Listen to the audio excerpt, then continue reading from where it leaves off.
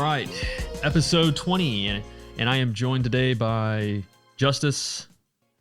How do you pronounce your name? Just so I nail it. It's Justus. Okay. I was making sure. I was about to say like naturally that's the first thing I said, and I was like, I'm gonna feel like Or, an ass. just us if Just you're us? feeling, Ooh. inclusive. For some reason, something like juice or something like that, like the Yeah, sure. I mean, whatever you need to do, whatever gets you through.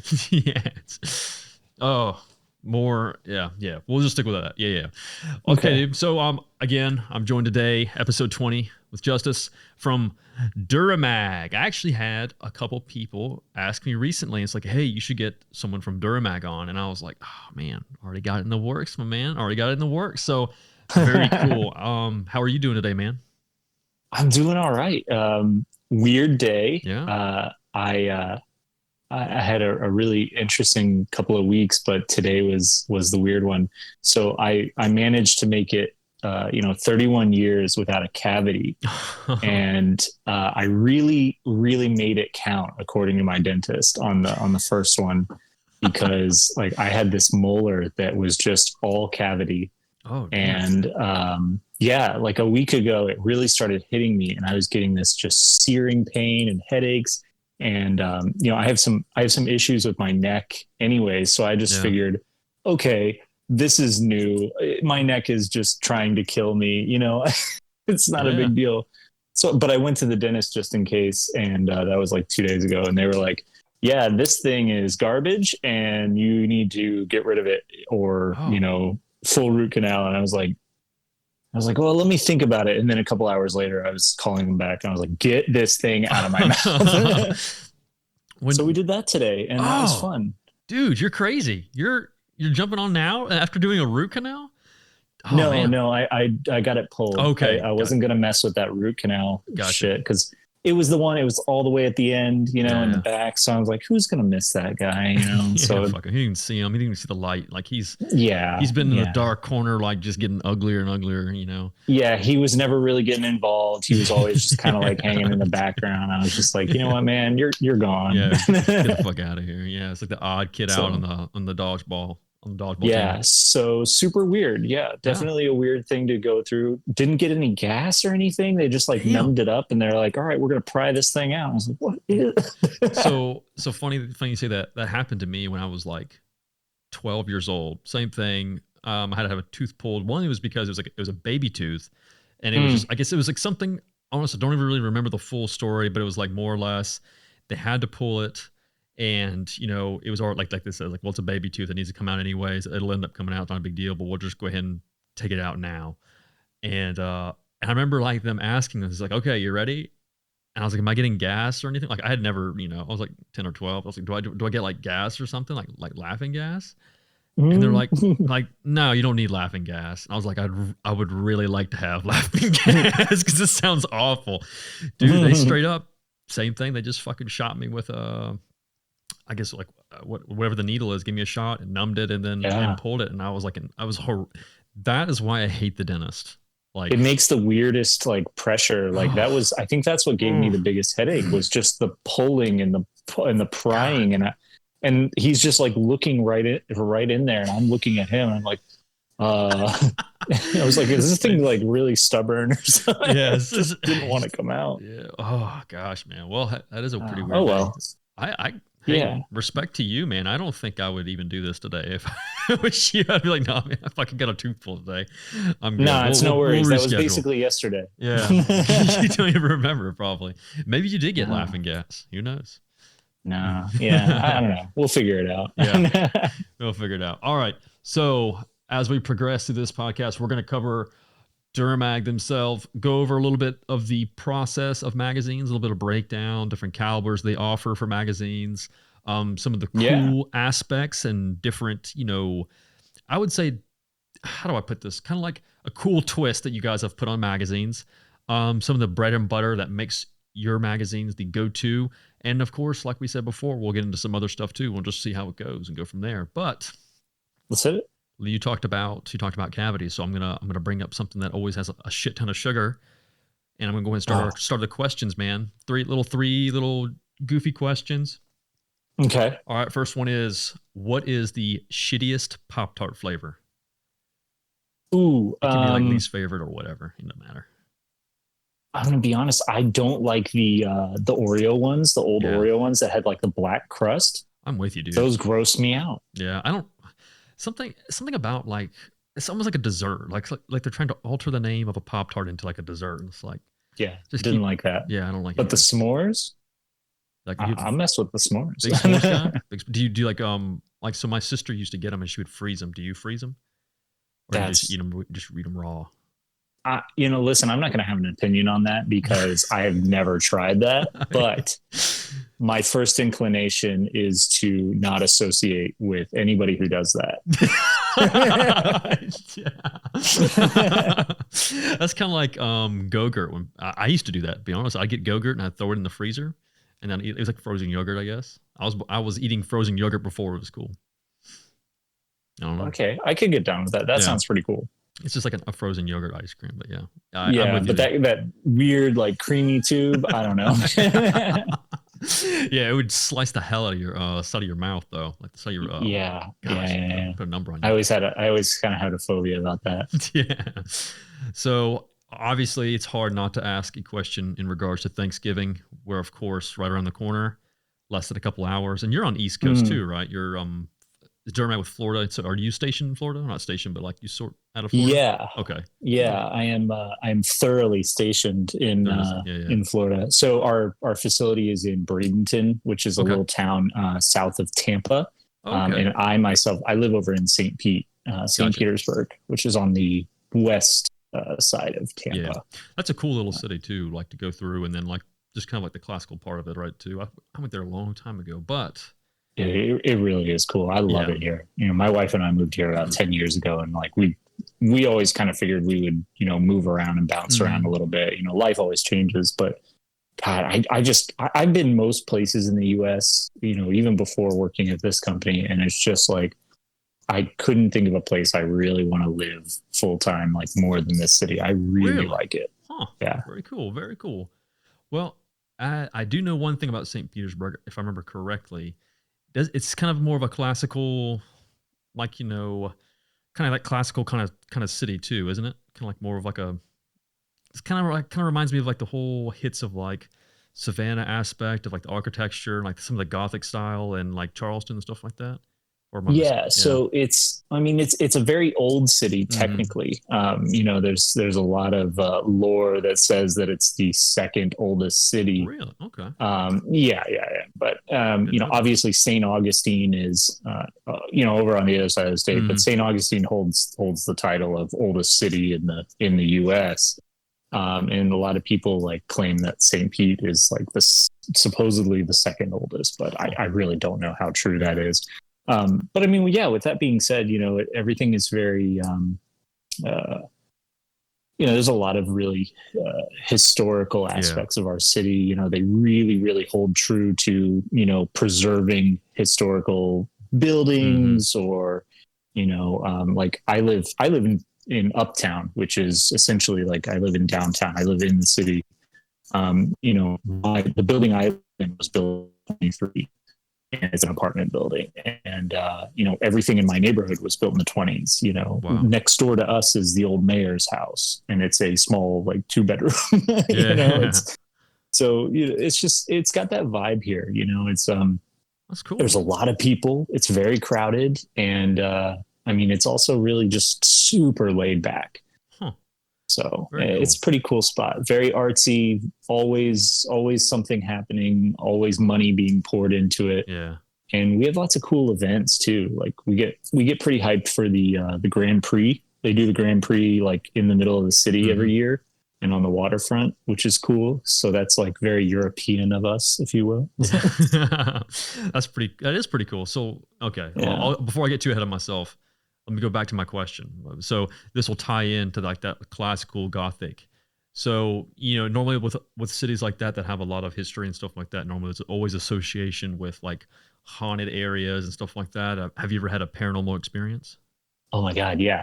Okay. So, one other thing, apparently I work for the city of St. Pete now, but one other thing is the city is known to be very haunted. Like we're very, we've all got like all kinds of ghost spots, but Okay, so when my wife and I first started dating, she was living with some friends in this building that had been like converted into condos. Mm-hmm. Well, it was the original St. Pete High School, and it's on this lake in the middle of downtown. So it is the worst laid out. Like it doesn't make any sense for condos. Like there's no windows in in the condos No. except like the bedrooms have a window Yeah. out into this like courtyard or anything. It's very laid out, very weird. You never know what time of day it is when Oh you're man, in like there. purgatory. Yeah, it's super weird because it was an old schoolhouse, but Yeah. they have like all these like artifacts from the school and like there's desks in these random weird hallways with no Oh no, windows and I don't think it's so. super weird. But the school was closed down because there was a really bad fire and people died Oh and like no. the whole nine yards. God. And I'm never like a ghost guy or anything, Yeah. but you know, it's just like, you know, my wife saying like her friends would always do like seances in the hallways Oh and like no. get out the Ouija board. I'm like, yeah, listen, I don't believe in that, but also I'm gonna go away from all of Yeah, yeah. that. I've watched enough. So I've watched enough movies to know not to do that. yeah, exactly, Yeah. exactly, exactly. I don't want to be proved wrong. I don't want. Yeah, I for sure. want to continue to be ignorant of these things. Yeah. But the closest experience that I had was they were telling me stories about how they would walk into a hallway and they'd see like shadowy figures at the end of the hallway, and as they go there, it would disappear. But one time, Caitlin took me up the stairwell that went to the gymnasium. The gymnasium was upstairs, which you know was that doesn't I don't know that doesn't make any sense to me, anyways. But the gymnasium's upstairs, and it had been converted and basically closed off. But that's like where you know the I guess part of the main fire was, Oh, and so you go up this stairwell. And I remember coming up to the door. I got to the last flight of stairs and I came up to the door and I got 2 steps away and the temperature just completely changed oh man. and it smelled horrible Oh. and I was extremely uncomfortable and I just turned right around. I walked Nope. away. I was like, nope, this is a place where you know ghosts live and I don't belong here. It's like you know, like in the movies, like they get that hint, like they get that big hint to turn around. Like, nah, it's probably best, and they always carry on. But you Right. made the right choice, man. You made the right choice. Well, turning around makes for a really bad movie. That's true. Fair enough. Just somebody saying no, thank you to that. Yep. I'm gonna go get another cup of coffee and then Yep. roll credits. Yeah, let's It's say just credits not- roll. Get the bonus features to see if what happens if he goes the other way though. yeah. The director's cut is 5 more minutes. Yeah. Dude, that's crazy, man. That's crazy. There's a so I live in Columbia, South Carolina. So similar. Oh, beautiful place. I love it there. Oh, awesome, dude. So there is a lot of similar stances, like where there's a lot of older buildings, like a lot of older mill buildings, older, you know, just structures and it's the same thing. They've been reutilized, refurnished, probably not very well, but they've been refurnished to basically be same thing, like apartments, little condos and stuff like that. And similar circumstances where like you walk into them and you don't know what time of day is because there's no windows because it's all bricked up and you have to actually go to inside the rooms to actually see like outside. So yeah, it's pretty kind of it's kind of funny that you said that. So yeah, there's a bunch of old mill buildings and stuff like that. But yeah, man, that's oh God, Jesus, that'd be awful, dude. I couldn't live there. I couldn't live there. That's the thing. I couldn't figure out how anybody lived there. I was like, this doesn't make any sense. Like, how is anybody comfortable in this building? It doesn't. It boggles the mind. Yeah, it's like ghosts aside. Like ghosts aside, I'm very uncomfortable here. Very cool. The feng shui is all off. Yeah, it's not. I'm not feeling the vibe. So, in honor of Thanksgiving, we'll do our final question. Of course, we'll have some kind of Thanksgiving element to it.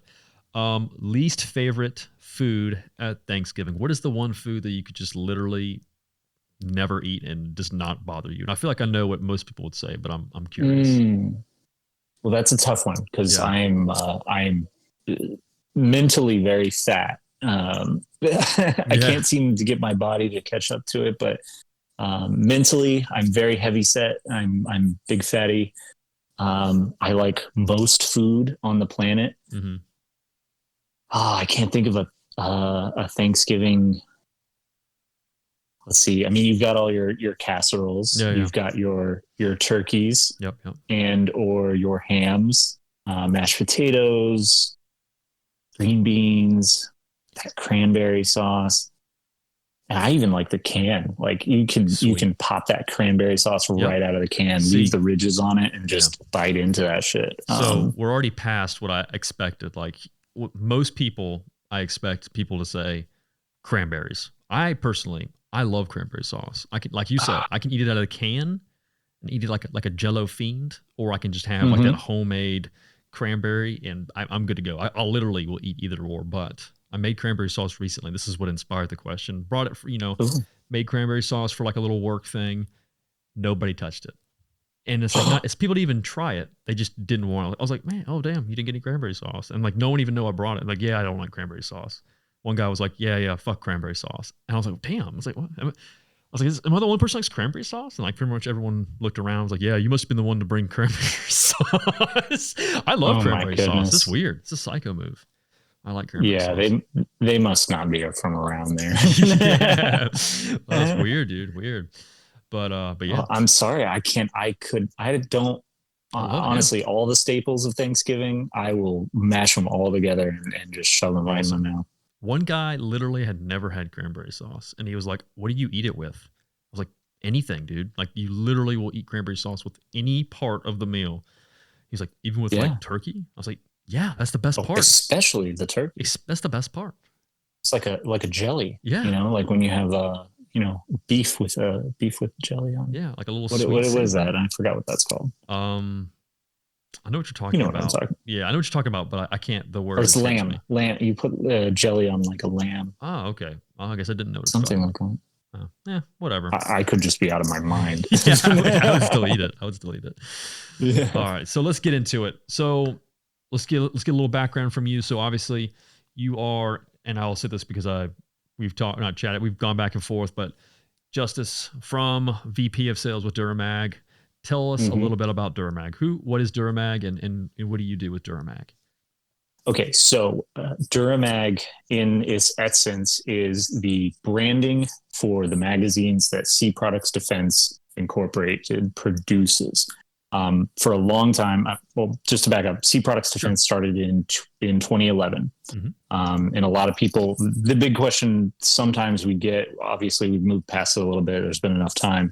There used to be a company called C Products LLC. They're a magazine manufacturer for a long time. And that's always created a little confusion, but I wasn't there when the company was acquired and started. So I don't really get to have a lot of opinion other than, hey, I would have changed the name, but there's nothing I can do about it by now. Yeah, whatever. So essentially, my boss, the president of C Products Defense, owner of the company, he's a long time arms exporter of all kinds of goods, but he had a bunch of big orders with C Products LLC. He was a customer of theirs. He basically went to, like a lot of people, check on his order or order more product, and calls him up, and the company's closed. So he's like, you know what? I'm ready for a new adventure. Let's try this instead of just exporting. Maybe I'll get into manufacturing. He's like, I've always had good success with this product. I like it. He's like, I've already got contracts for it. Let's see what we can do. So he goes to acquire the company, and in short, like a lot of people that dealt with C Products LLC, he did not get what he paid for. But luckily, he's a very smart businessman, and he doesn't usually let people take advantage of him. So, he basically acquired the rights to the company, and that was about it. And he didn't pay much of anything for it. So he started C Products Defense Incorporated.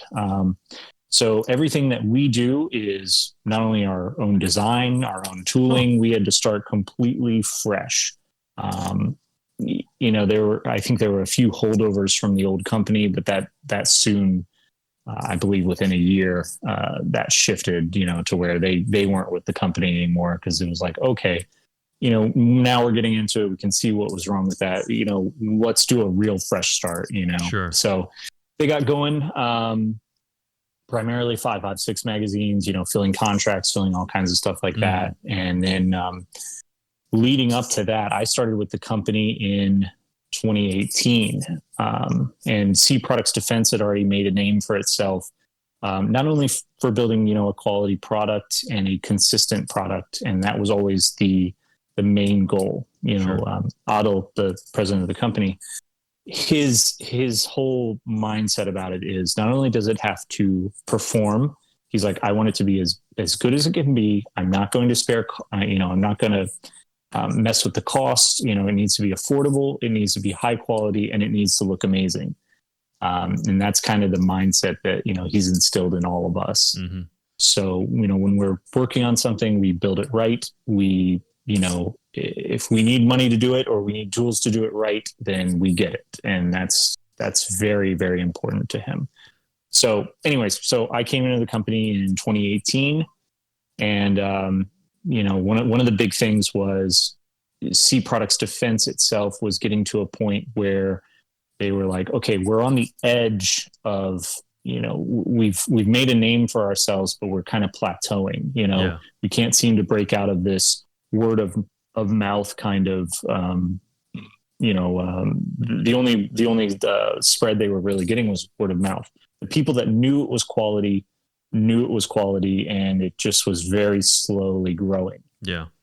Especially in the alternative calibers. And we'll get into that in a little bit, but C Products Defense really made a name for itself, with the alternative calibers, like even 7.62 by 39, right. AR magazines, which, myself included and a lot of other people would poo-poo all over that and say, that's not right. That's an abomination. You shouldn't do that. There's no way that works. Right. But, this company has a reputation for doing it not only right, but doing it consistently right and delivering consistent quality. So with those mags, also, before you go too far, first of all, it's a big baller move to go in and just buy a company outright, and then like it not go your way and just go straight up like, okay, well, I'm just going to change it and then I'm gonna make it better. Like that's some big baller status right there. First of all. So second of all, you mentioned like the caliber. So with 7.62 by 39, now I've heard rumors, but like, what is it about that caliber that just causes issues? Or do you know why exactly? Like, is it just the way the curvature of the magazine? Cause obviously it has like a little bit more of a bend at the end, right? Yeah. Well, obviously, anybody that knows anything about, 7.62 by 39, we're talking about a very heavily tapered cartridge. Right. You look at an AK magazine and it's all mm-hmm. curvature. It's the cartridge has an immense amount of taper. The real issue goes back to a few things. 7.62 by 39 AR manufacturers did a number of things wrong, and a lot of times the magazines got blamed for that, mm-hmm. and rightfully so, because it's a very tricky magazine to make consistently and make it right. But there are three main hurdles to a 7.62 by 39 AR being successful. The bolt. A lot of people say that, the bolt is, too thin or there's not enough material. Well, a lot of companies have wised up and they do it properly, with the proper materials, the proper heat treat, the proper metal treatments, and obviously the proper relief cutting, making sure that it's not too tight, but also not too loose, making sure that there's allows the cartridge to have the proper pressure that it needs, and also be able to, not have issues with, the steel cased ammo and the pressures that the bolt actually endures. The bolt is a very, it's a very heavy use part of that system. Mm-hmm. The next thing is feed ramps.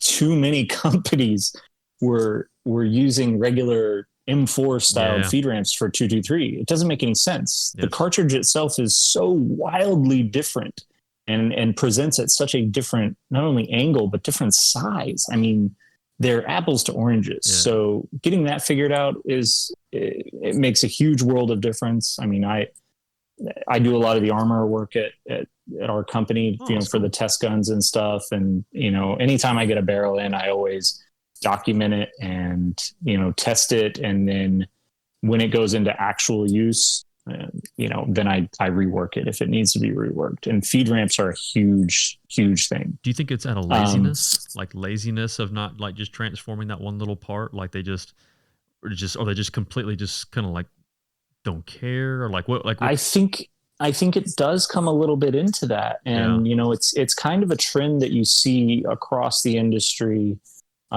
with a lot of manufacturers. There are certain manufacturers that spare no expense or time to build the product the right way because their name is going on it. And, I like to think that we're one of those companies, but there are a lot of companies I see that, it works and it has a acceptable level of success. Yeah. But the problem is that if a 5.56 gun, an AR, 5.56 AR, and all of its parts, including barrel, bolts, bolt carrier, feed ramps, magazine, every bit of it, there is a lot of forgiveness. Yeah. If everything is a little bit out of spec, it'll run. There is a company run by a bear that lives, down by a creek that manages to, that manages to get 5.56 guns to run properly. To a certain extent, or sure. Properly is a loose term, but they get them to run and they operate. Whereas you see a lot of like 7.62 and alternative calibers are much, much less forgiving if they do not have the ability to overcome tolerance stack issues. And that's just one of the things that's even for us when we're building the magazines. The 5.56 magazine is very forgiving of, any tolerance issues or, tolerance stacking from one component to the next, or even mag wells or feed ramps or whatever when it's in the gun. But a 7.62 is not. So we've put painstaking processes into these magazines to make sure that, that it's hit every single time. And, and manufacturing mistakes happen. So that's why we have a lifetime guarantee on top of it. Whether you put hundreds of rounds through it or you just open it up out of the package and you don't think something is right, we're going to take care of it. It doesn't matter to us. I get people all the time. They're like, well, not all the time, but you know what I'm saying? I get a guy who calls up and he's like, hey, I'm having issues. I don't understand what's going on. And I've got 10 magazines and I'm having the same issue. And it's just like, okay, well, if all 10 of your magazines are having an issue, I don't think it's an issue. Probably not the but magazine. Hey, yeah, I'm here for it. Let's dig into it. Let's figure it out. And, at the end of it, if you don't have absolute confidence in the magazines, I'm more than happy to swap them out. And let's at least, rule out that variable and figure out what's really going on in the rifle. But yeah, but alternative calibers can be very, very, very picky, not forgiving at all. Very cool. Very cool. Okay. I mean, that makes sense too. And I know I was just chatting with a buddy not long ago. We were talking about the amount of loose tolerances and he was actually having issues with the MCX upper and SIG was, well, I don't know. We'll have a discussion for another time, but I had actually had issues with a magazine with a MCX as well. And I was thinking it was possibly they said it was possibly the magazine. And it was actually, if I remember correctly, it was actually Duramag magazines. But then, it wasn't the magazine. We'll put it like that. It wasn't the magazine. I ran it again and I'm not sure. Something with their upper receiver, I think. It's just with like the tolerances because it would have they were trying to blame it on one thing. It was like the first time I had a failure to feed, and then I had a failure to eject on different settings when it was running suppressed. So it was just like one of those weird things. And I was like, oh wow, yeah. And I was like, I cleaned them out. I was like, I even went back and double checked it, and I was telling them it was something. I'm not sure. I think it's just, I don't know. It could be the ammo too. I'm not sure. But regardless, yeah, that's really cool. Though it makes a lot of sense though. Do you now with AR, AR-15 mags and 5.56 and stuff? Do you see a lot of issues like with? I know. So, obviously, like you said, the 7.62 is kind of a wonky thing, but what about like 300 blackout? That's actually what I was shooting was 300 blackout. But do you see any issues with that or something like that? Like, does that cause issues as well since it does kind of run on a really, really similar platform? Or is it just 5.56 is just so good to go? Yeah. 300 blackout is one of those weird things. currently what we do, we have a few design revisions that were implemented back in right before I started at the company, and then we kind of finished them up while I was there. In our 5.56 magazines, obviously we have the aluminum line, which is the Duramag Speed, right? And that's where you get, obviously black and gray, but all the anodized colors and everything. Those all come in 30 round. They're essentially our USGI NATO spec'd magazine with our improvements, like our post and hole design for our tooling, and all of our spring design, follower design, what have you. We'll get into that in a minute too, because I want to ask questions. And then you have the SS version, which is the stainless steel version of that, with obviously all the same features, and but different materials, slightly different design, obviously different tooling that it comes out of. But I get asked a lot, about 300 blackout compatibility. And, first and foremost, I tell people, listen, this is a 5.56 magazine. Right. Currently, we don't produce a 300 blackout specific magazine. And there's been a lot of back and forth about that in the company, because there's only so much project time that can be dedicated. And obviously, magazines are very expensive to produce. The tooling alone for the way that we build our tooling is very expensive. We build the tools to last, and they're all progressive die tools. Gotcha. So that gives us a very consistent product that is, the piece price is very easy to, to swallow. But the tooling is very expensive up front, because we use the highest end materials that we can find, the best steel, and we build them so that there's very little maintenance, and the maintenance that is needed is very, very minimal and easy to perform by the operator. But the tool itself, if we're building a new tool, we're talking about $200,000, just to build the body of the magazine. And that depends on how complex the magazine is. Yeah. But anyways, so I usually tell people, I was like, listen, first and foremost, this is a 5.56 magazine. I'm a firm believer in using something that is purpose built. So if this is built to run 5.56, have the expectations that it will run 5.56. The great thing about 300 blackout is it was designed to use a USGI STAMAG style, aluminum or steel magazine. That's the great thing about the caliber. The caveat to that is with any caliber or anything really, there's always expansion, and there is the idea that we are going to push this to its limit. So bullet design from the original 300 blackout, in my opinion, has changed a lot to present day. So what I do to kind of counteract that is currently I hold our 5.56 mags, both aluminum and stainless steel, to the same performance standard as they have to perform for 5.56 during lot testing. They have to perform in 300 blackout. And as of yet, I have yet to find a factory load that will not run through the full manipulation test of the magazine, through various firearms, full auto, suppressed, the whole run. And, I do my best to acquire as much heavy 220 plus grain subsonic that I can find.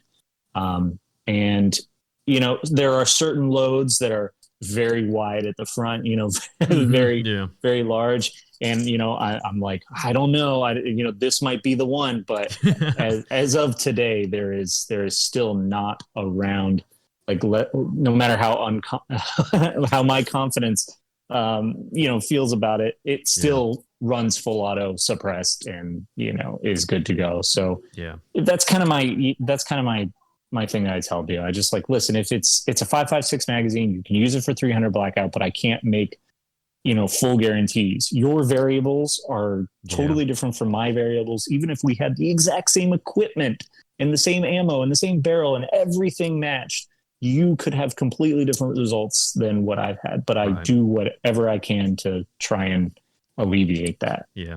And that's what I was about to say, like, even speaking with SIG briefly for a little bit, because it's one of those things. Getting them on the phone was one thing, but it's like, when I talked to them, I was like, I ran about 4 magazines and every one of them had the exact same issue. So I don't think it's the magazines, because of course that's normally the first thing they'll ask you. It's like, well, what kind of magazines are you? I was like, no, it's not the magazines. Like, let's go ahead and get past that. It's not the magazines. But yeah, so it's just one of those things. I was just curious if there was, and I was, when I thought about it, I was like, well, maybe there is some kind of like a little bit of finessing issues with, because it's, it's just a standard USGI mag, and that's really all I run. But we'll get in that later. But so you did mention some of the cool parts. So like you had mentioned, and I wrote this down as well, but like the bread and butter of Duramag is generally going to be your 5.56 mags, your USGI mags. And you mentioned the Duramag Speed Mag as being kind of like the quintessential magazine. So you mentioned improved. So how do you guys enhance a standard USGI with your design? Like what is on there that just puts it over the top? You did mention, well, just, of course, use top of the line products and top of the line materials, but like what else did you guys implement on this thing? So first and foremost, one of the what I believe is one of the cornerstones of our design. Sure. And it's very simple. You look at the magazine and we have included what we call post and hole feature in construction.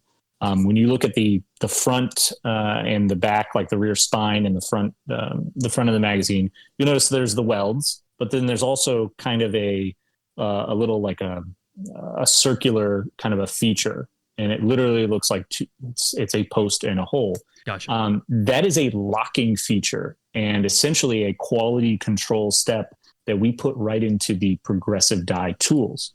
So what that means is when the progressive die is, every time it comes down and takes a hit, it's forming the magazines and it's spitting one out. It's spitting out mated pairs. So what's great about that is they get spit out, they're grabbed, they're snapped together, and the post and hole just locks them together. And then they're gauged. They either go or no go. And what's great about the post and hole is it gives you a very quick reference of, okay, everything lines up here visually, right, and then I'm going to move it into the gauging. If something went awry and they don't snap together or wasn't formed right, it's put aside, it's scrapped, it's no good. We don't even put it into the process. Huh. So that's one of my favorite things. We do that with every single magazine that we make. That's a huge part of our design mentality. And like I said, a cornerstone of the way that we do things. Yeah. We build these magazines to, be as high a quality as we can. And we try to implement quality control into every step of our process. So why not put it into our tooling so that it takes as much human error as possible? Because it doesn't get as simple as, okay, well, here's two halves of the magazines. Snap them together. Okay. Do they lock together? Yeah. Perfect. Okay. Put them into run them through the gauges, start running them through the process. It's just as simple as that. So that's pretty cool. That's one of my favorite things. So in my opinion, that's a big improvement. It's very rare, especially the way that we've designed our welding. All of our welding is robotic. And the way that we weld is very different. We use very precise pinpoint welds. All of the people that came to our company that designed and, maintain our welding fixtures and our actual welding process, they all came from automotive. So they're familiar. They're using all of those same techniques that, are used to weld car parts together and, weld car bodies together. And they're like, oh, well, we just do it this way. And this is the amount of current that we should actually apply. Right. When we show them the actual destructive test standard that, is according to, the NATO spec for a magazine, they look at that and they kind of laugh. They're like, oh, well, yeah, that's the pound force that is destructive test for a magazine. I forgot the number off the top of my head, but it's not a pinpoint. They just apply pressure laterally to the entire side of the magazine. And at a certain poundage, the welds are expected to hold. And then after that poundage, it's acceptable for them to break. So we kind of take that mentality and we go next step further and we apply individual, we double the pressure essentially and apply that individually to all the weld locations. Yeah. So that's the way they're doing it. But the great thing is if something were to go wrong in like the welding process, like a weld didn't get right, all of the other welds will hold. It's you literally have to rip the magazine apart and you'll see the welds will literally tear the other half of the magazine along with them. So they're actually very cool the way that they're designed. But the other cool part about the welding process is we've made it, again, very simple and very focused on quality control. So we've got a robotic welding cell that an operator is set up for, and he kind of controls, even though it runs in an automated sense. Right. The operator's job is not so much to run the cell, it's so much to check the magazines going in and then coming out. So essentially, he's standing at a station in front of the robotic cell. He takes a magazine, he gauge checks everything, checks it all dimensionally, puts it in a go and no go gauge, then puts it into a press just to reassure and check everything, make sure it's good to go. And he puts it on a conveyor belt and it goes into the robotic welding cell, gets picked up by the robots and welded and the whole 9 yards. But as he puts one in, there's another one coming out. And as the one's coming out that's already welded, he does all the same checks again. It's super simple. And then he just puts it into a box and it goes off to the next step of the process. So it's there's not much room for error. Like, it's pretty easy to just go over everything and double check and everything. That's pretty cool. Yeah. Like we said, we try to make it as simple as possible. Yeah. So but that's one of my favorite things. Very cool. So when you're looking at a magazine, that is a really cool feature though. So when you're looking at a magazine itself, a magazine is made up of three pieces, follower, well, I guess 4 pieces. So follower, spring, body, and bottom plate. Yep. Gotcha. Yep. And is that pretty much across the board on most magazines generally? Yeah, I mean the science is all kind of the same. Yeah, you have to have a follower, you have to have a spring, and you have to have something that holds it all in. Right. There's always different techniques around them, but like I said, everything that we build, like our spring design, we have a registered trademark. Our spring design is the Everflex spring, and it's a design mentality and it's a production mentality.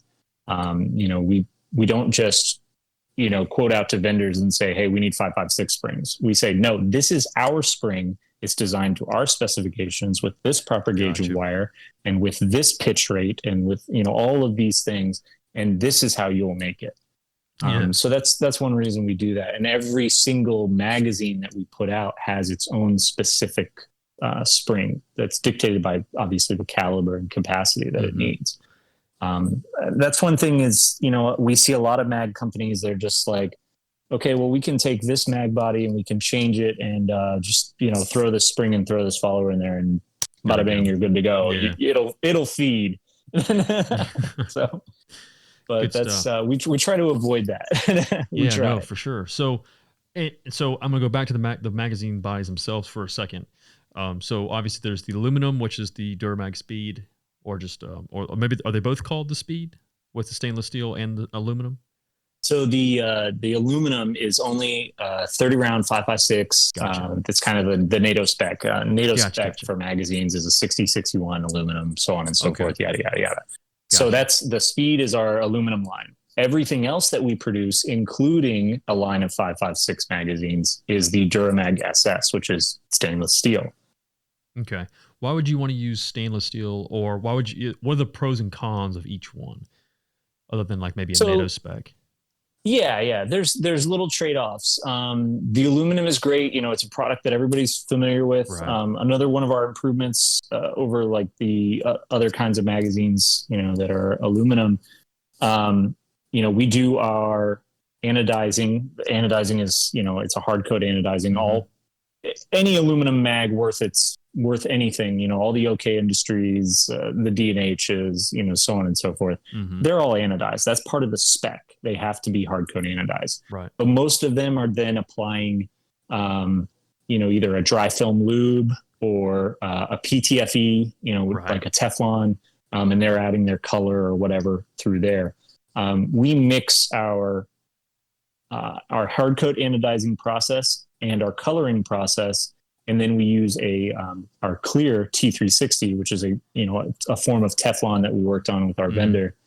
And that's how we do things. So that's one of the things I really like. So Okay. the color is actually anodized into the aluminum. Very cool. Which makes it pretty tough. You know, it gives people you know, a really high quality finish. It's a really good perceived value, and it's just a cool way to not only have fun with your guns, but you know, to have a product that's going to last. And then there's the, you know, the clear coating that is impregnated into the anodizing process, and then also, you know, a little extra to add for, you know, a little lubricity, a little toughness on the outside. It's just a nice outer shell. Now the stainless steel, interestingly enough, the stainless steel is the product that brought me and made me aware of the company. Okay. I've been a customer of this company since 2013 when I bought my first stainless steel 5.56 30 rounders. And I still have them. I take them to every demo with me. They went to every class. Like I used to do instructing and work in the retail circuit and like, you know, work with all kinds of teams and stuff. And you know, pretend to be a real shooter with them.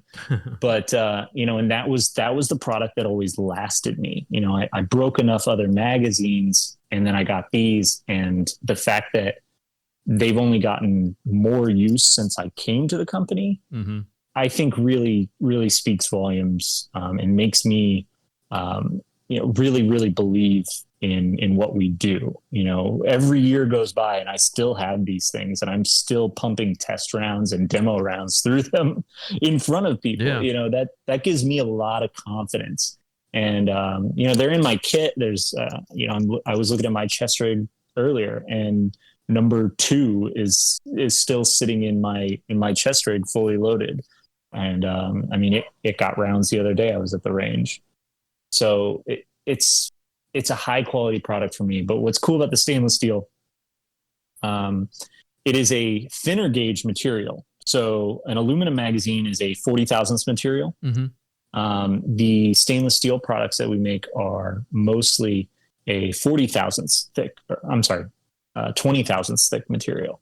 So it is a lighter, tougher, it's a thinner, tougher material. And that's how we kind of cut down on the weight. Because a lot of people think stainless steel or steel mags, they're thinking like the HK mags, which are like, oh God, what bricks. Those things are 9 ounces a piece. Our stainless steel 30 rounders are 5 and change. So if to give people kind of a weight comparison, like aluminum mags are, I think 3.7 ounces. A PMag is 4.5, and our stainless steel is, I think, 5.7 or 5.9 ounces. Gotcha. So, you know, you're getting a product that is really high quality. It's built to last. That's, in our opinion, that's the lifetime product. That's the one that you buy, you give to your kids, or, you know, whoever you want when you're done with it. Yeah, you know, it's just not going to be. And the way that we do it, also our T360 process for coating is different for the stainless steel. So we go through a full QPQ nitriding process. And then depending on the product, it usually will get a secondary, like a Teflon formula that we've developed as well. And we're really, really, really happy with that product. But for the stainless steel, the 30 rounders currently, they get fully nitrided, oiled, and polished, and wiped. So they're very nice, very resistant. The cool thing about nitriding is you have to remove material to actually remove the finish. So it's a great finish. You know, I'm friends with a lot of like barrel manufacturers, right. You know, other guys that do a lot of processing and other aspects of our industry and other industries. And, you know, nitriding is a fairly new thing, ish. But man, it's just a really, really, really great way, to just finish steel, and the stainless steel that we use reacts really well to it. Huh. Very cool. Very cool. So, and it's pretty minimal price difference between the two too. So you're getting like a premium mag. I guess when it's like you said, like your premium, like forever lifetime mag is your stainless steel, compared to like your general use aluminum mag that most people do have. That's primarily what I have too. But I mean, you know, same thing. They're going to last quite some time.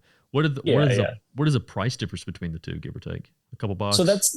that goes back to like the mindset of our company. You know, we Mm-hmm. build a really high value product for a really exceptional value. You know, Right. these are built to be obtained and owned by everybody. You know, the aluminum mags, the full MSRP on the aluminum mags are 14 and change. The full MSRP on the stainless steel are 16 and Oh, change. wow. So Personally, I've never paid more than 12 for one of them. yeah, yeah. You know, and it's just like, you know, there's a lot of value in it, and I really appreciate, you know, making a fully American made product, and you know, being able to offer it for a good deal. Yeah, So for it's sure. just cool, man. For sure. So, like you said, so we're talking about metal mags and everything like that, and I'm right there with you. So, one thing that I tell people all the time is one, never cheap out on a magazine for something that is like you said, you know, and I'm the same way. I think I've never paid more than like $11 for a magazine. You know, that's you know, Mm-hmm. well, let me rephrase it. You don't have to pay more than that much to get a quality magazine. So, Right. with the introduction of, and I'll say Magpul, so like with Magpul's polymer mags, I think that opened the door for a lot of manufacturers who came in and tried to make a lot of polymer mags as well. Obviously, Mm-hmm. some are definitely not as high quality, but you know, one thing that I've did, you know, I've had I've actually had Magpul mags, and that was kind of all I was running for a little bit, but I actually ended up getting rid of them. I actually just kind of like flushed them all and just replaced all of them with metal mags. I've just stuck with a USGI, and actually, I think when I started, I have a bunch of older mags, but I started basically I replaced all of my P mags with Duramags, conveniently enough and coincidentally enough. So actually, that's what the route I went to. But you know, what is the primary thing? And I think I already know because you mentioned it when you were talking about the pressure and like the tolerances.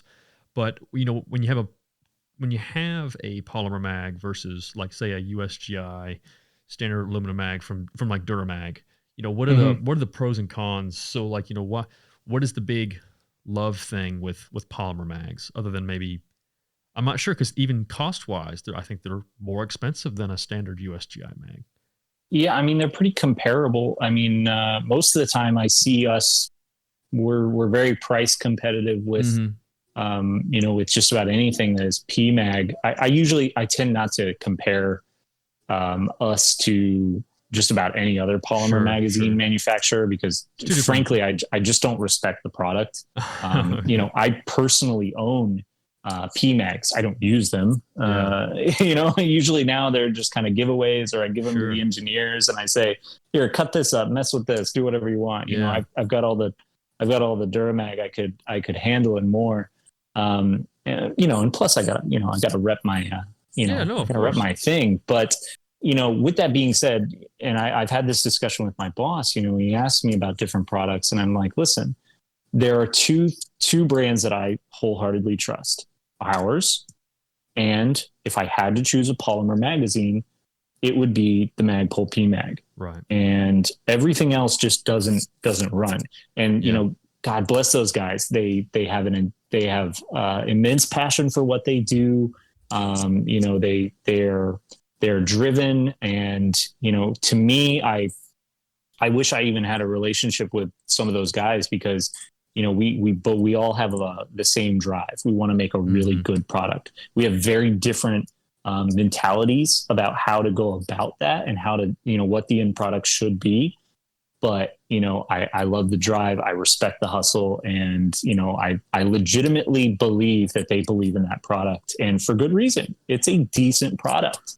Um, if we were going to talk about like why we choose aluminum and stainless steel Yeah. Yeah. over using a polymer is, and believe me, you know, I love the idea of polymer simply for the margin that it Right. Yeah. that it affords. You know, God bless those guys at, you know, like Magpul, like we're selling our product, you know, at retailers for about the same, but you know, they're making a lot more margin than I Yeah, yeah, am. yeah. I mean, it's. I And was about to. good for them. Yeah, but to say it's really, unless you're going with older generations, but like even then, like if you're comparing, again, I guess my whole thing with like the cost, like right now, as we've been talking, I'm like looking for a pink Duramag, Right. and just you know just saying, so like 10.95 is the cheapest I found, but it pretty much goes from 10.95 up to like $13.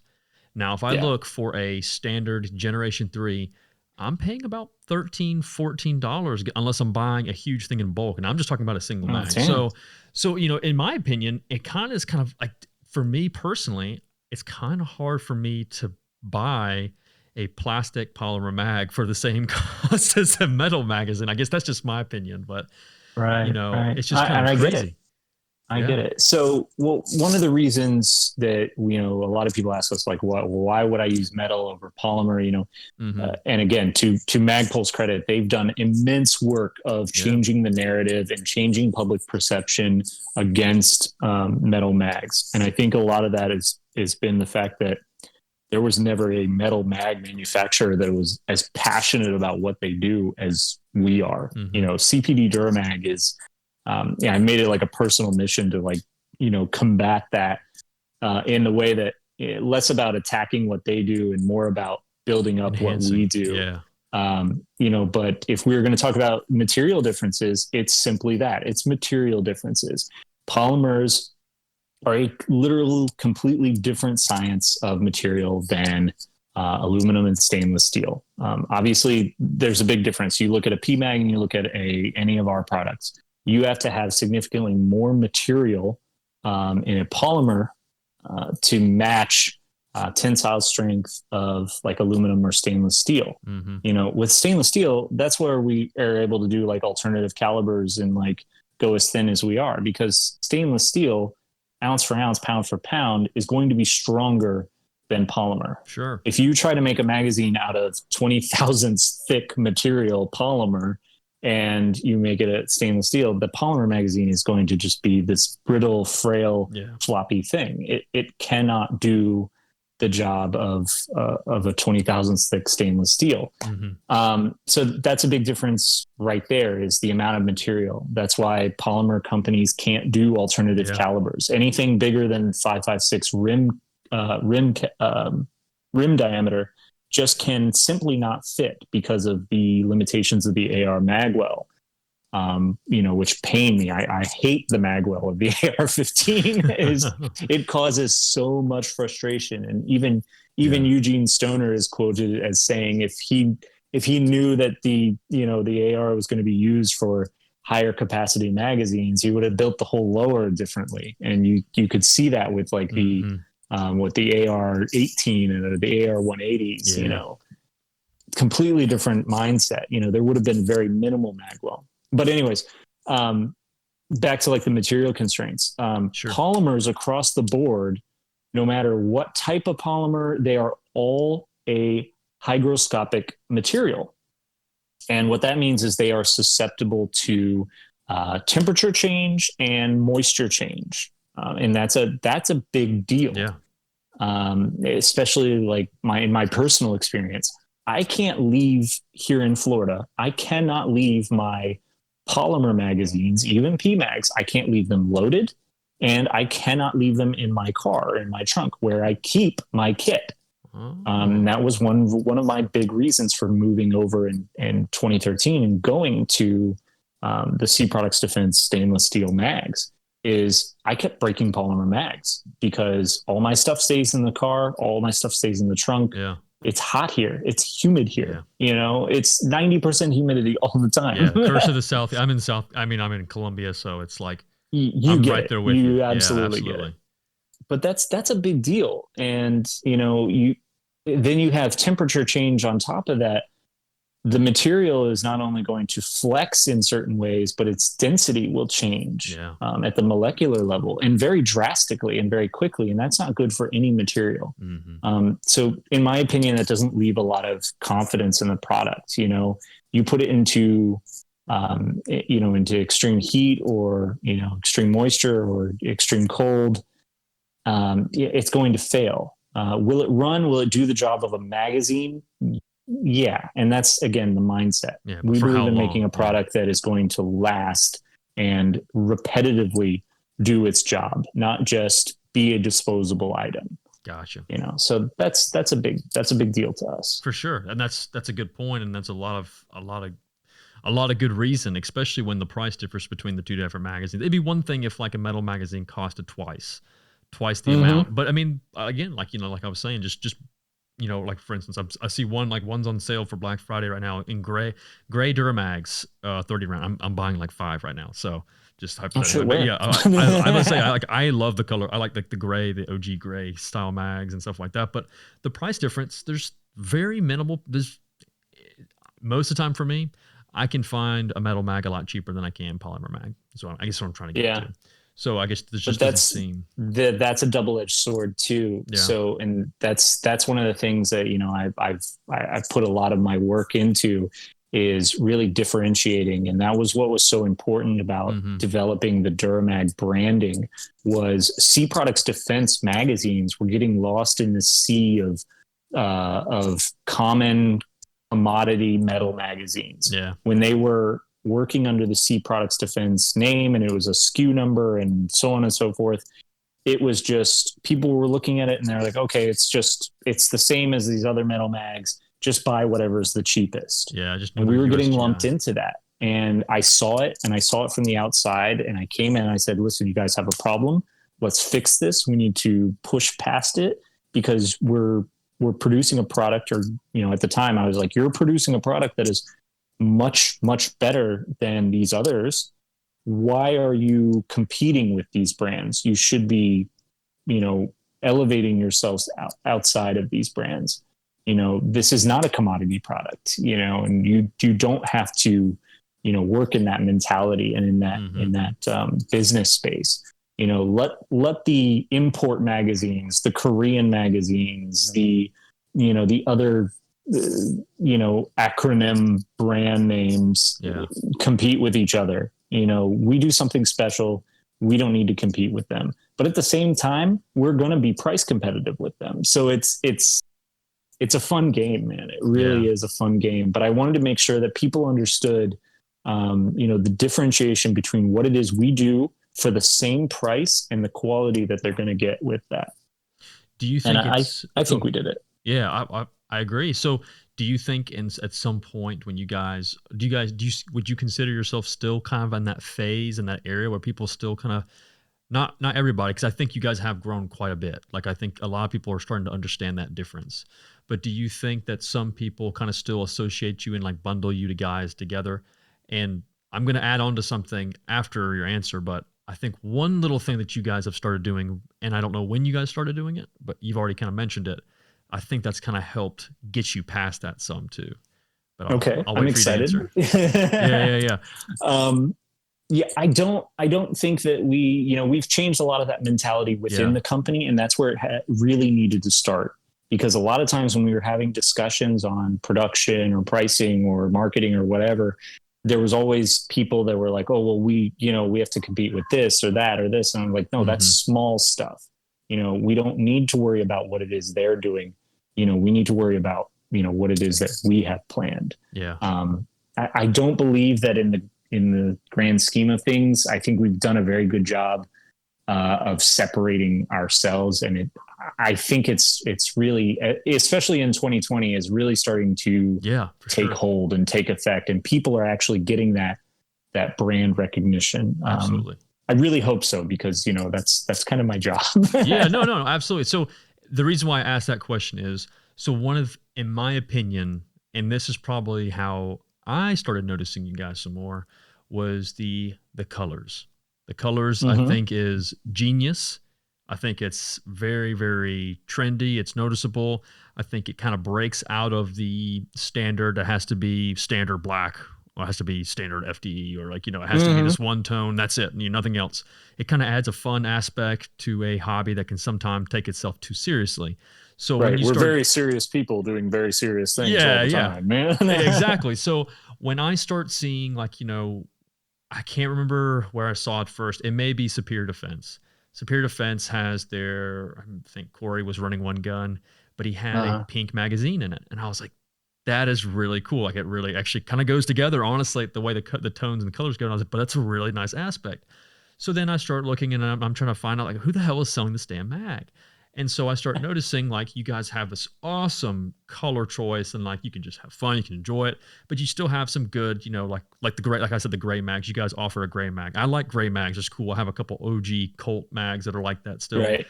And so it's cool seeing a nice standard gray mag. And then you guys have, I like the bronze. The bronze is really good.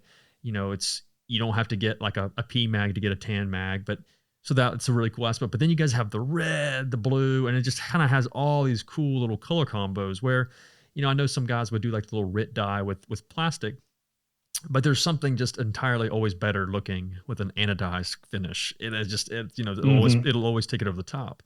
But people love it though. And it's a really, again, it comes back to where it's not a poorly made product that they slapped a color on. It's a premium made product, and you guys are adding some fun to it, you know, but not sacrificing, you know, key aspects. And you guys didn't even bring up the price. It's the same price as a standard aluminum mag.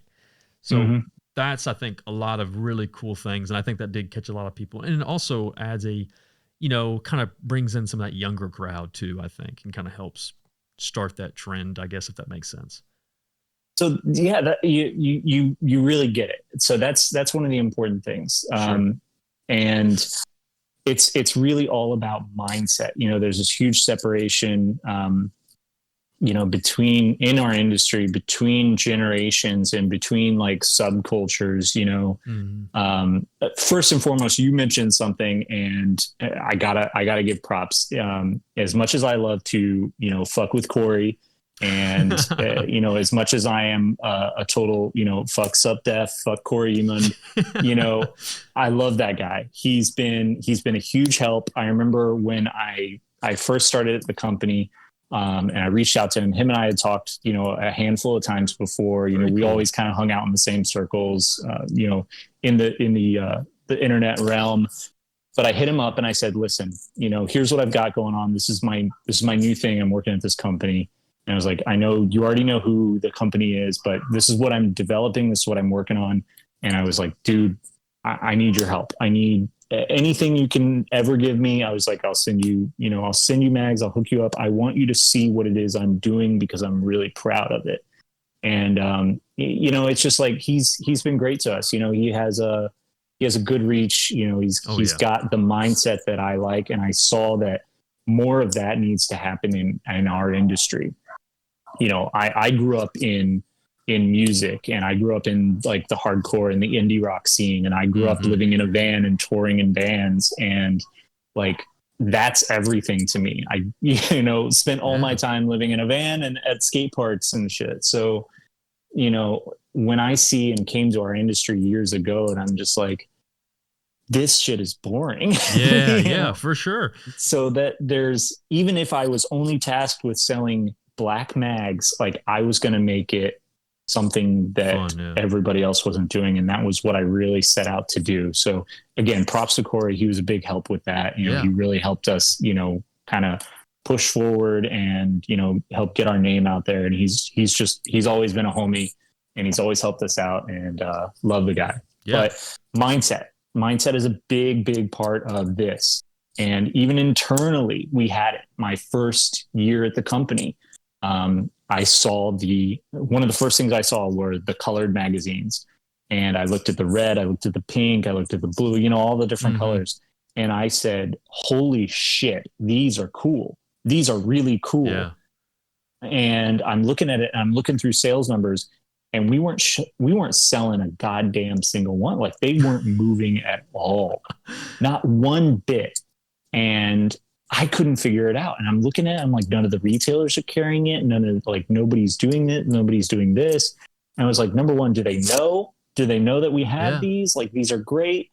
And it was internally, it was just like, you know, our company staff, you know, is very, very mindset on manufacturing and production and filling orders. We use, like, you know, some sales rep groups and stuff to help us out. But, you know, that I saw, like, that was the job that needed to be done. Like, we need to create energy around a brand. We need to have a brand. Then we need to create energy around it. And we need to kind of, as cliche as it is, you know, creating a lifestyle around a brand, because every brand is not a brand, it's a lifestyle. You know? It's not so much that, but it needed like an energy. And and I went to them. I was like, why aren't we selling any of these? And I'm holding like the pink and the red and stuff. And they're like, you can't sell pink mags to grown men. And I took that personally. and I said, watch me do this. Yeah. And holy shit, like we can't make enough. And every month I'm like, hey, you aren't like, where's the production schedule for the bronze? Where's the production schedule for the red and the blue? Like all these other colors. I've got tons of new colors that we're trying to come out with. I was about to say, I was going to ask you about some other colors, so I'll let you finish. Sorry. Yeah. Got me amped up. But yeah, it's like, it's constantly breaking them out of that mindset. And thank God I have some help, and a lot of people have really changed, you know, and seen what we're doing and seeing what things work and what doesn't, but what things actually work. And they're like, you know what? It's not so much that the colors are a big money maker. We don't charge any different. Like there's a few cents difference between the color and the black and the gray. Yeah, it's very minimal. We let the retailers kind of dictate what pricing they want to put out. But the way that I had to finally explain it to them is the colors don't make us our money, but they're used as a marketing tool. For sure. Yeah, but to say that's what they're used for. And for every person that's buying a single red or a single bronze, they're going to throw 10 black into the cart. Yep. You know, they're like, well, I want one of these. You know, I'm not gonna be so bad today. I'm not gonna be so risky. You know, I'm gonna buy one red, and then they buy 10 black, and they're like, oh man, I should have got a bunch of pink. You know, I should have. We made it. Are you in my head right now? Stupid mags cool. You know? You're like in my head, like I was like putting in my cart. I had like five pink mags, couple of the grays, couple, you know, just like I was going to say, but I wouldn't mind having a 20 rounder too. So I'll go and throw one of those in there. Bro, that's my job. My job is to get into your head. That's why they pay me the big cheeseburgers, you know? Who are you? Sitting there living inside my head. I was like looking through all of them, and I was like, yeah, I'll get a couple blacks. I don't have any, you know, blah, blah, blah.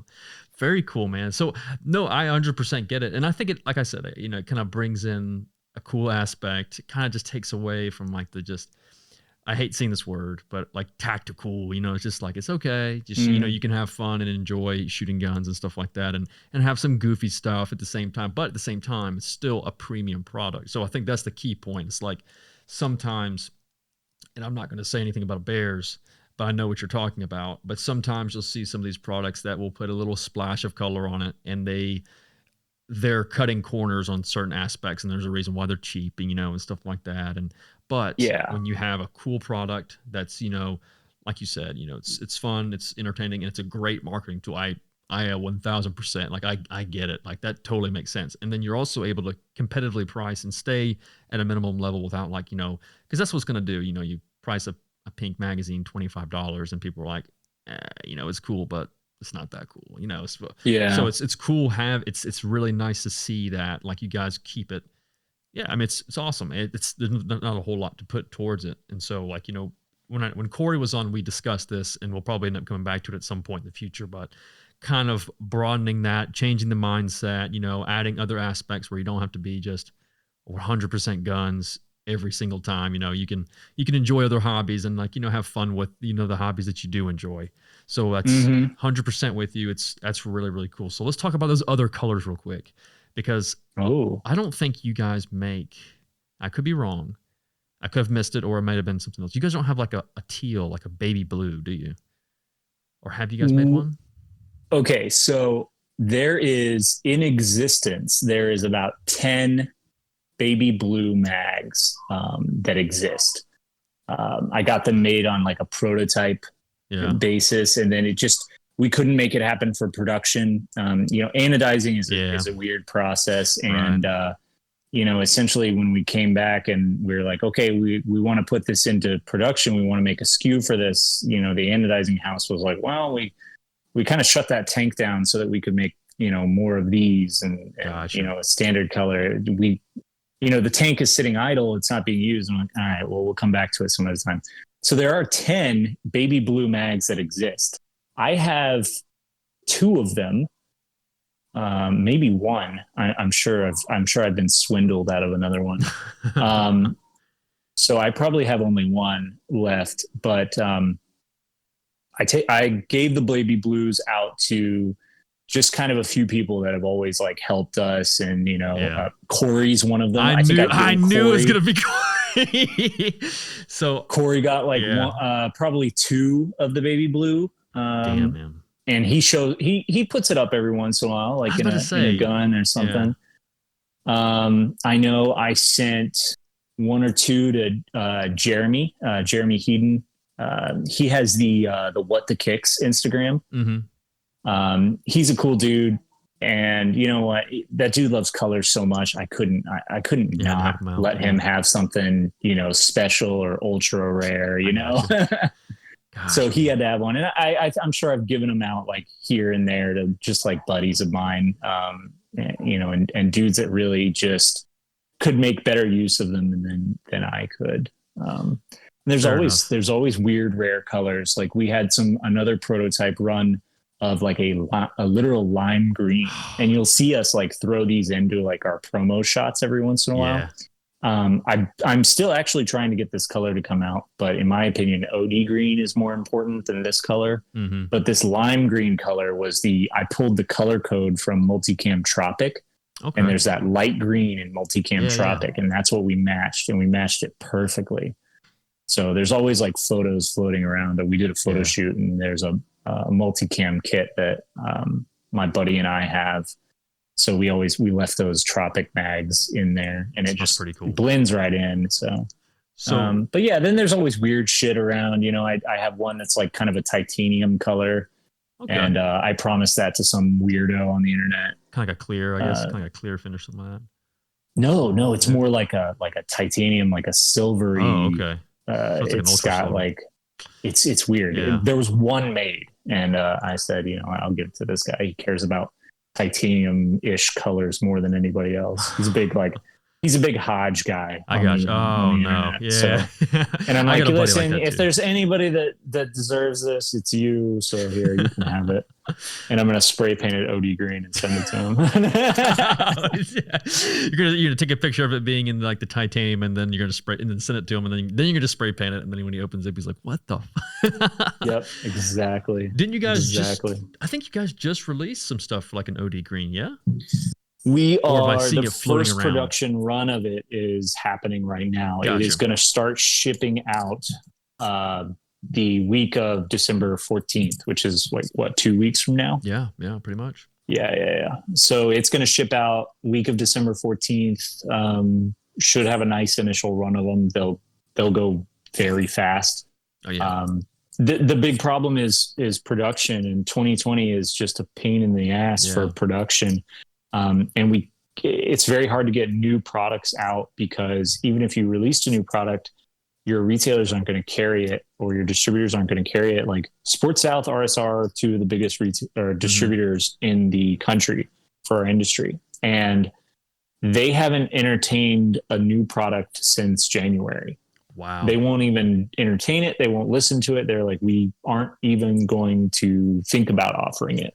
We'll talk again in 2021. Even with like the huge demand and like desire to have, products at all. That's crazy. It's a different mentality. Gotcha. They carry the SKUs that they have. They don't have a lot of manpower to go into setting up new SKUs, setting up new processes for themselves, and, having their web team manage it. It's literally, I am not kidding you. The demand is so high across the board that it's literally all hands on deck at all times for those guys. For us, it's just make the product. We don't sell anything directly, so I don't worry about. It makes sense. It helps me sleep. Yeah, it makes sense. It seems like a lot of guys kind of like with the introduction to this. Sometimes new products were coming out as well, but then like that makes sense where you're just like trying to hold on for dear life with the products that you already distribute out. So that does make sense. Yeah. And they're ordering so much. Like, for instance, right now, any given moment, if I log into my system and I look at black aluminum 30 round 5.56 with an orange follower, and mind you, we make black aluminum, orange follower, black aluminum, black follower, gray aluminum, black follower, gray aluminum, orange follower, so on and so on and so forth. Just for the black orange, At any given moment, you log in and you'll see 200 to 230,000 back ordered for that SKU. Wow. And we're shipping tens of thousands of those a week. That's insane. And it's absurd the amount of volume that's going out. Like the lead time, the oldest order we have for black aluminum is like 2 or 3 weeks old. Oh my God. Which is, and it just kind of gives people a scope of that's how quick product turns are happening right now. I have zero business putting out a new SKU. Yeah. And that's what's hard, I wholeheartedly, as much as I want to fight with like the production team and say, give me OD green mags now and give me 10,000 of them. They've been, pushing back on it for 8 months now. And they're like, listen, we owe this many black, we owe this many gray. Like I don't have the throughput to even dictate or dedicate or allocate a pallet of 3,000 or 4,000 mags to get done in this other color because there's no orders for it. Mm-hmm. And I said, yeah, but I need the mags to get orders. Yeah. And they're like, listen, we get it, but no. Yeah. I mean, that makes sense too. I guess like from a customer standpoint, you forget all the logistics and all the parts behind that are moving in order to maintain and keep up too. And I'm sure you guys have contracts that are obligated to. So, I mean, that makes sense. That's the other thing. Yeah. So we have manufacturer contracts, we have defense contracts, we have export contracts, we have international military contracts, we have international police. Like we stay very busy. So, and then on top of that, like we do a lot of OEM work, so like pistol magazines and rifle magazines and all kinds of different things. Like, that was kind of the half of the lifeblood of the company, really before Duramag, came in, and it was just like, well, they make their own magazines and, like every other magazine company, they do a lot of OEM work. So there's always a lot going on. There's always new projects and there's always new calibers. And, it's an interesting game. It's an interesting business. And magazines are weird. Yeah. That's kind of the cool thing is I think there's a lot more to it than people realize. It's not just, and you went through all that stuff, so I'm not going to rehash it. But yeah, I mean, that's still really cool. So again, even though there are little intricacies in the magazine in comparison to other ones, it's cool that you guys even still are able to add your little twist to it with adding like the colors aspect. And that's just, to me, just the icing on the cake. And it's just cool, man. I like it. Like, cool. Hopefully there'll be a lot more color. Like we've got the actual ability to do color formulas for all of our stainless steel now. Oh, that's cool. I've been sitting on it for over a year. Yeah. Cause I can't get the throughput. Yeah. There's so many orders for black, that I can't do anything. Yeah, makes sense. Yeah. So do you? We'll see. Yeah. This is just me talking because I know how people are. With anodization, you get variations no matter what.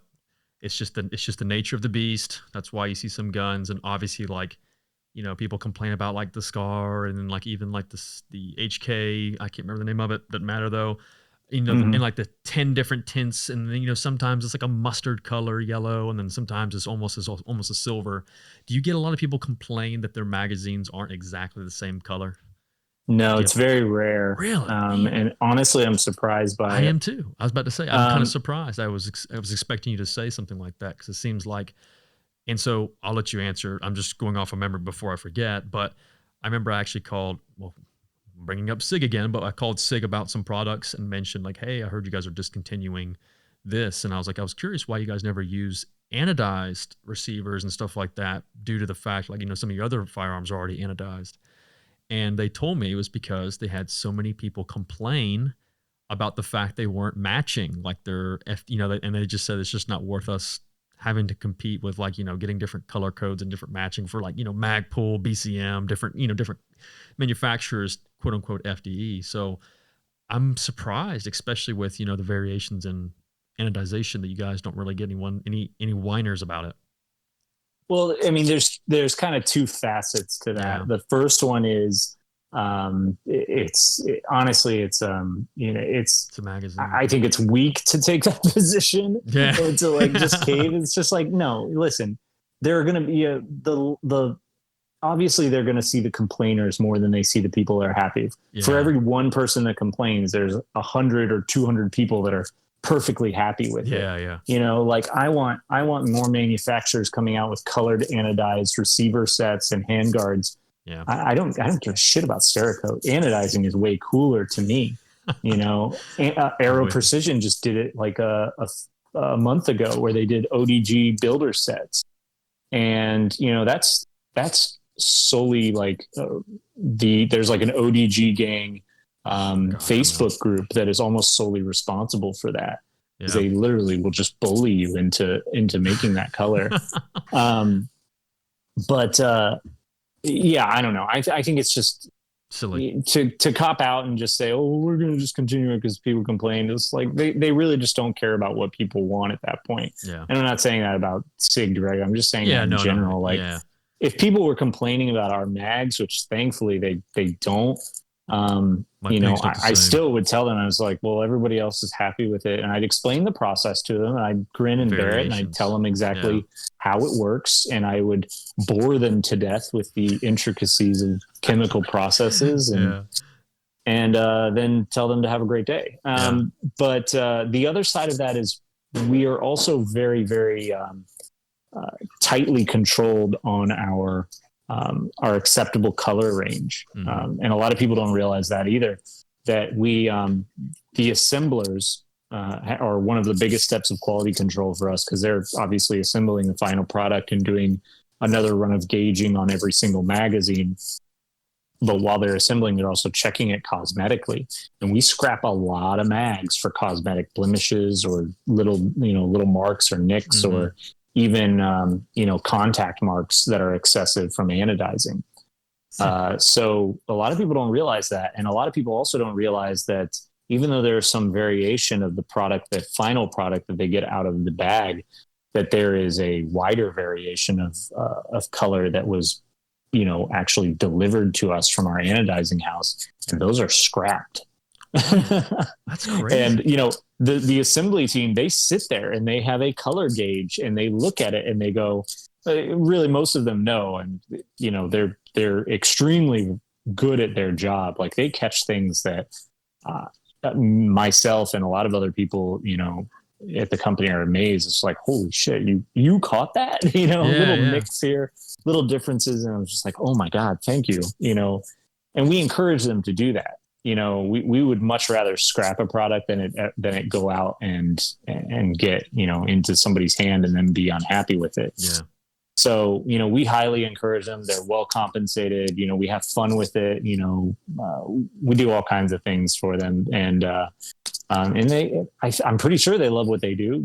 They're happy. They're having a good time all day, and they're coming to us, and we, when we see something and they're just like, hey, this is a problem, and we're like, holy crap, that's awesome. We celebrate it.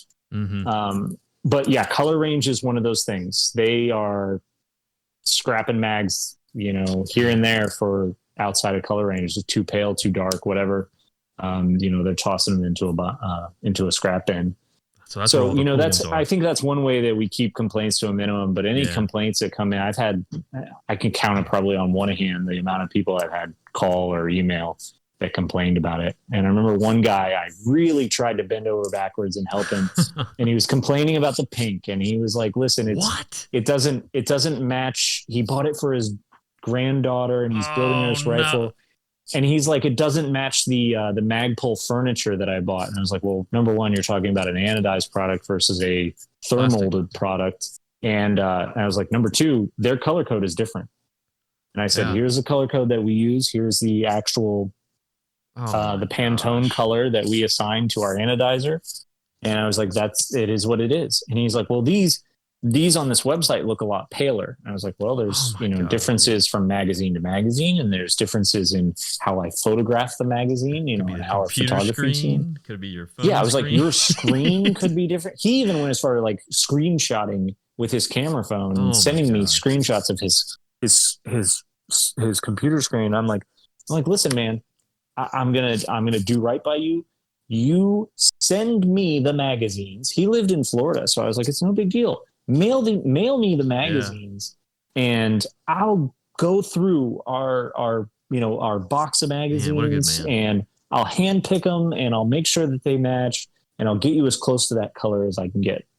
And he said thank you, and he said, okay, I'm going to do that. And I never heard from the guy. What? And After all that, he didn't even send them to you? That's okay with me. I don't really feel like doing it. Yeah, yeah, I don't blame you. But at the end of the day, I just hope that maybe he kind of came to it and he was like, listen, this it's a little crazy now. I think about it. Yeah, my blood sugar was a little low at the time. I was kind of overreacting. Yeah. I'm kind of hoping that's what it ended up being, but I'm sure one day I'll get a call back from him. By the way, those Max, dude, that's crazy. Okay, so that's really cool though. But you did say you guys are going to try and maybe, obviously not now, but you are implementing, you are going to shoot for the OD green next month. Next month you guys are going to start releasing those. So that's really cool. Already in the works. Yep. Delivery date is the 10th. That means we'll get them into the assembly schedule on like the 11th and 12th. And then by the 14th, they'll be bag packaged and out to retailers. Very cool. Very cool. So that'll be one color. And then, like you said, you guys will try and do some stuff, and obviously in the future when maybe things calm down a little bit. And that was going to be another question. Yeah. I mean, you kind of already answered it, but so COVID really has kind of put a damper, and you guys are just pumping them out. Did you guys have any kind of problems sourcing stuff? Because, I mean, like for the most part, it seems like, it's actually, like, I don't know. It's just, I think it's more specific stuff is completely just, slap sold out. But for the most part, I feel like I can, if I really want, it's not that difficult to find magazines. Like some colors are hard to find, obviously, but like you said, you guys have obligations. But have you guys had any difficulty just getting materials in, like especially like maintaining a premium quality? Has it been difficult to make sure that you're able to source that premium quality, material to maintain standards? Surprisingly, no. Yeah. So we have a really good relationship directly with the mills that we use. And the actual production houses that that produce the coiled aluminum and steel for us. So we actually haven't had any issues with that, and I think a lot of that comes from the fact that we buy all of our materials in country, and all of our materials come from American mills, and cool. That's kind of a big deal to us. Yeah. We all American tooling, American materials, we think that really goes to the heart and soul of our company. And, for sure. This company is founded by an immigrant, Mr. Jamil he's a Lebanese American.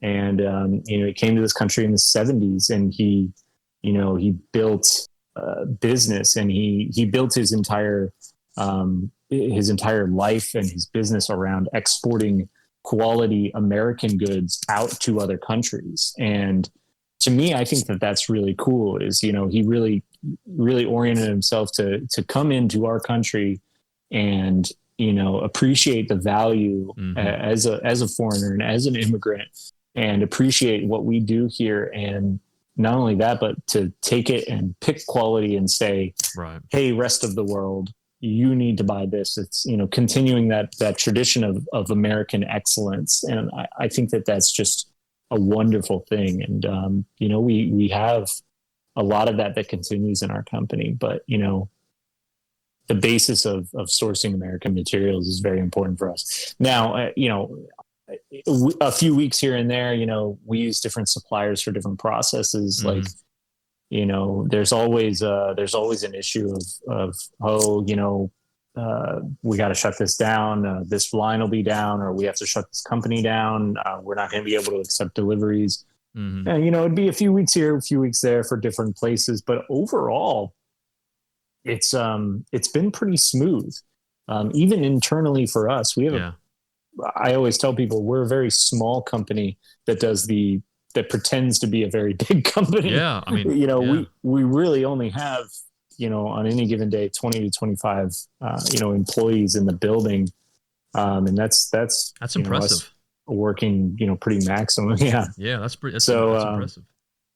Yeah. And we've had very, very, very minimal downtime, like a couple of days here or there where people were like, possible exposure, lock it down, everybody gets tested, and, get back to work kind of a thing. So very cool. Very minimal.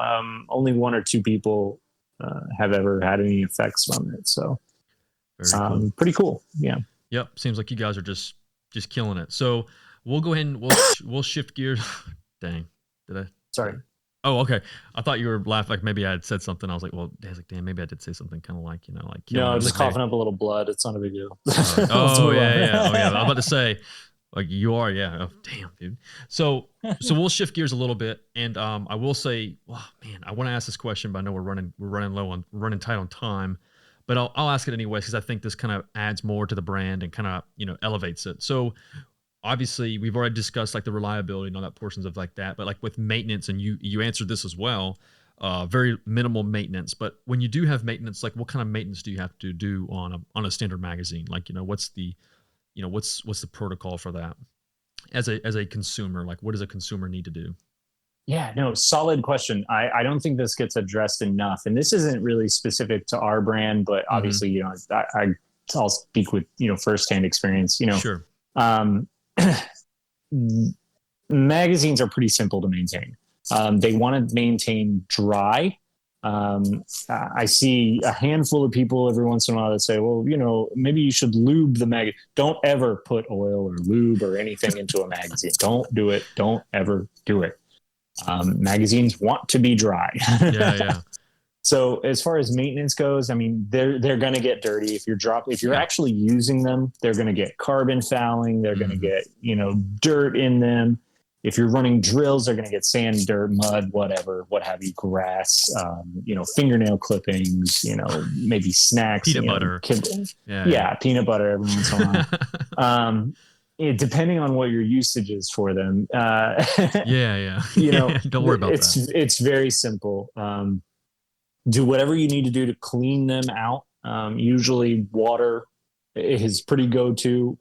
Most of my mag maintenance involves me leaving the thing assembled and dunking it into a water or running it under a hose and then shaking it out and letting it dry. But for real disassembled maintenance, take it apart, inspect your parts, inspect your follower, inspect your spring, look for, cracks or anything. It's rare that would happen, but right.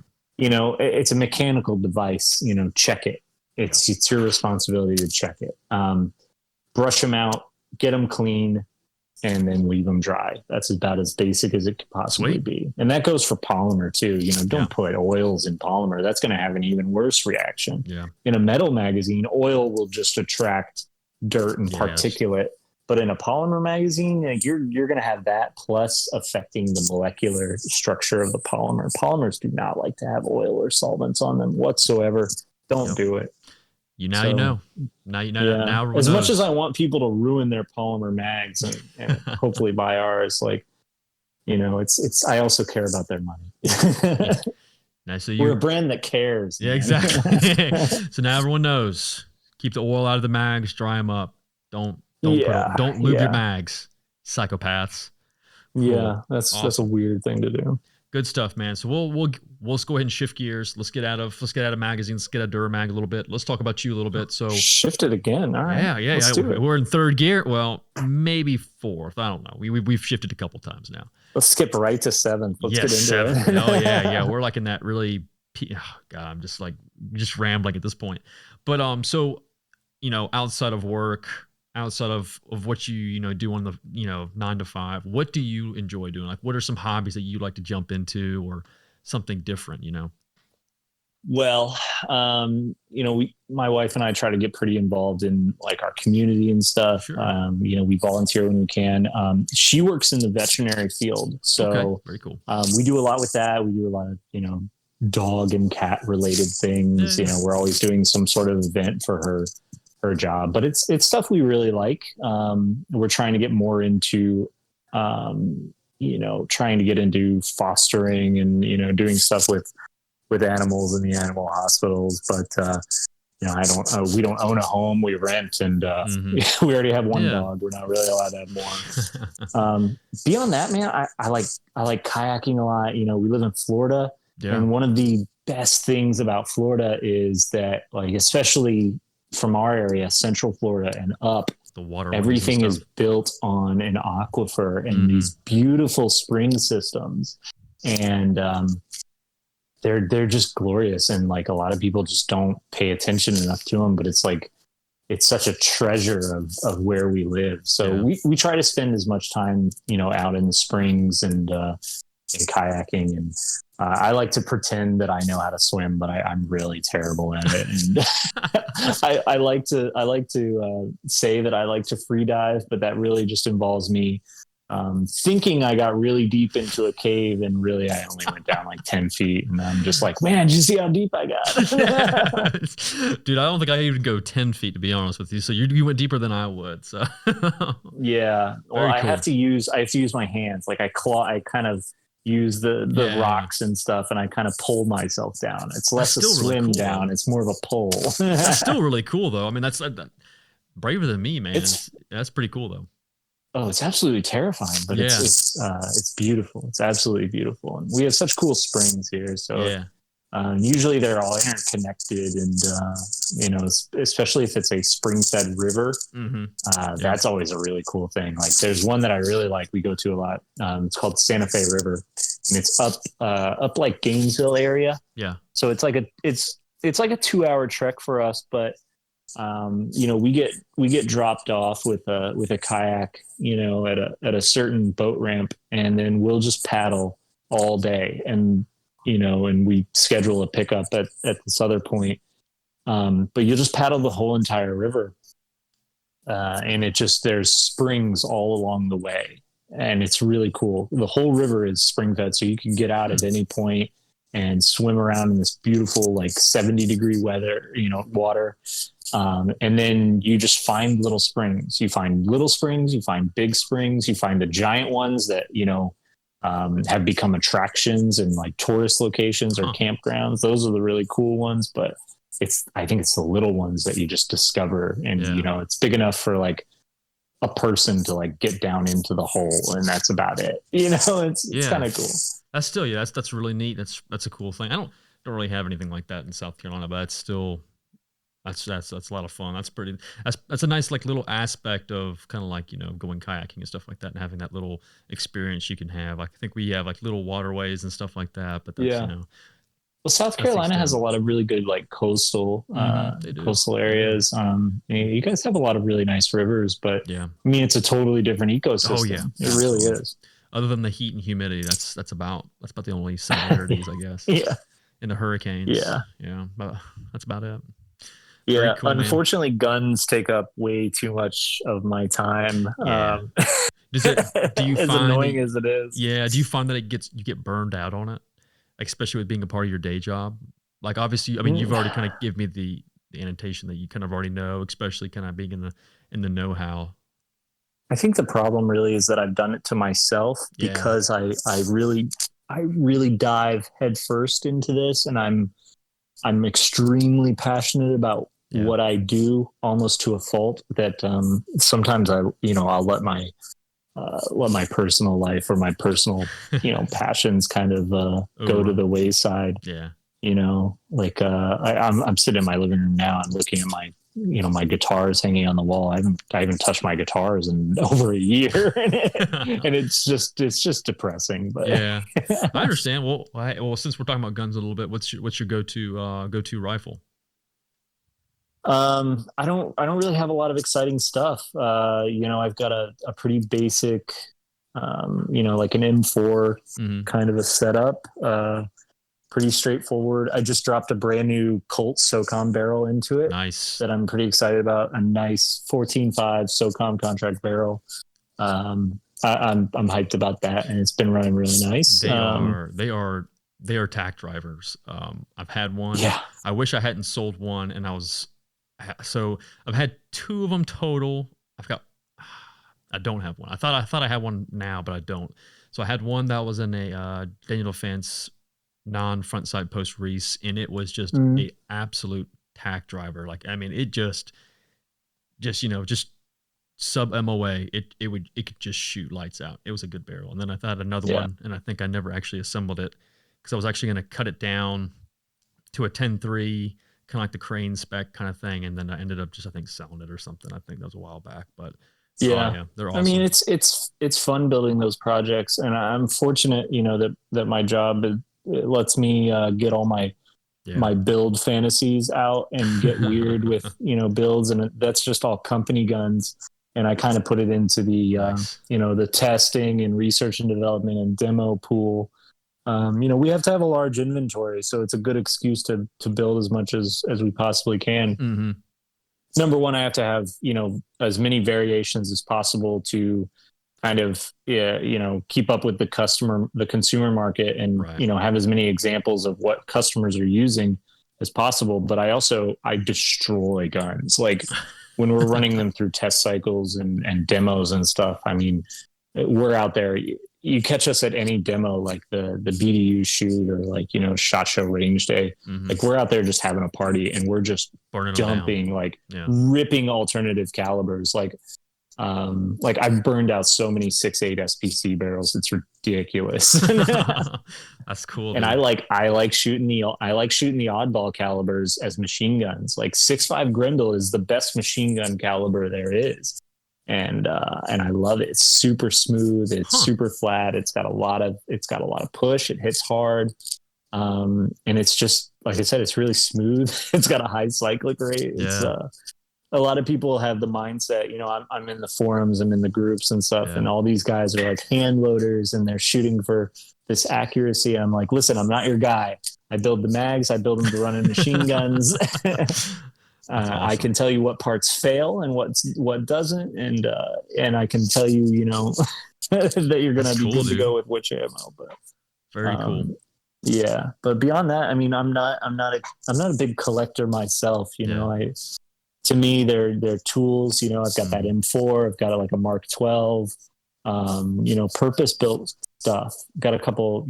Obviously, I carry a Glock 34 every day. Mm-hmm. That's like my only handgun that I really shoot. Aside from some of the collectible handguns that I bought with my dad. Like older SIGs and comm block stuff, like Tokarevs and shit. But besides that, I got a shotgun. I got a 20, one of the old M44 like Mosins. I just like that gun. I like Milsurp stuff. Yeah. And again, that's just something my dad and I do. We like collectibles. He got really into like Soviet era collectibles, and with that comes guns. Yeah, very cool, man. Very cool. Yeah. That's a lot of cool stuff. A lot of cool. You cannot forget about the whole part of having to test those mags, all those different types of calibers, and running them auto. So you kind of have to. So that's really cool that you guys are able to do that. But very neat, man. So with that being said, is there anything coming up that you're allowed to discuss? Oh, you did say the OD green mags are coming. So expect to see those soon. But is there anything else cool or exciting that you guys have in the pipeline you're able to discuss? Yeah, I mean, we've got some new stuff for, as far as new calibers go. Actually, we do have something very cool. I can't give a lot of information on it, but it's everyone's favorite 9mm, and we're going to do it in a very new and big way. So that's going to be cool. Other than that, as far as colors, I do have a palette of stainless steel mags that have already been allocated over 30 round stainless steel mags that have already been allocated over at a coating house that applies our coating to do some color stainless steel. Very cool. One of the colors is FDE because you got to keep it standard for, the dorks and the nerds and the people that just want that sort of thing. Yeah. The other half of that is going to be purple. Yeah, it's going to be purple stainless steel 30 rounders, and it's going to be tight as hell. Thanos mags.